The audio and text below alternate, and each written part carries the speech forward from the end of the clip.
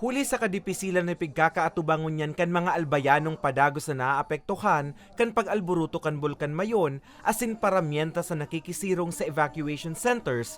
Biyernes, Hunyo 30, personal na binisita ni Ako Bicol Party List Representative Elesaldico ang Daraga Evacuation Center sa Barangay Anislag, Daraga Albay.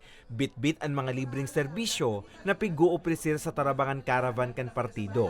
Arog kan libreng medical check-up, pananaunin mga bulong, dental check-up, laboratory test, local recruitment activity asin iba pa.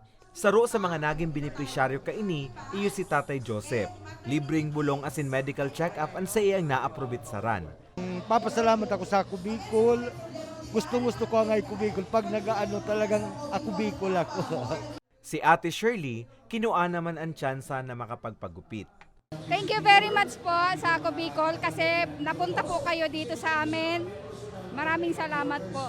Apwera kan mga nasabing libreng serbisyo, may iba pang pakonsuelo ang partido. Arog sa pananaunin cash sa mga bados, senior citizens, asin may mga kumpleanyo.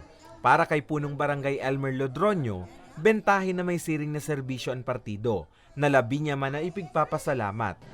Digdi sa mga evacuees, tius-tiuson talango na, pero kaugmahan man ninda na nabibisita kan mga nagtataraw kitabang para ma-resolveran man so mga pangangaiputa digdi sa evacuation center and napapaugmata sinda digdi sa mga entertainment na pigdadarakan mga nagbibisita digdi sa evacuation center. So nakulaw na katabangin ni lalong-lalo digdi sa Ako Bicol Party List.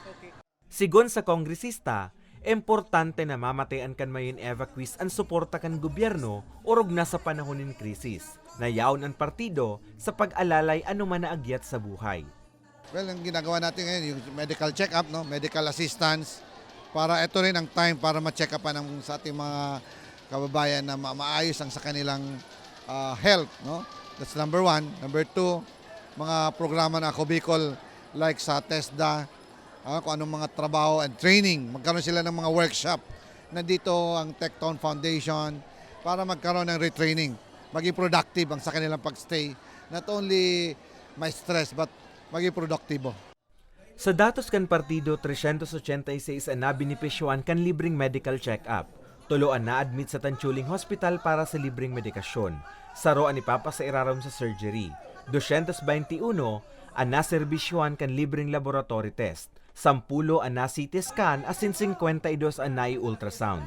Naging posible naman ang aktibidad sa tabang kan Tanchuling General Hospital, Albay Provincial Health Office, Gardenia Bakers Philippines, Clean the World, Children International Philippines Incorporated, Unisoft, TESDA, Evegate Academy, Sunwest Care Foundation asin Sunwest Incorporated. Mientras tanto, kasabay kan Caravan, pigpuuna naman sa nasabing evacuation centers ang pagbugtak ng Jetmatic Pump Water System Level 1 kan partido. Para sa mga baretang Tatak Bicol, Carmelo Balya.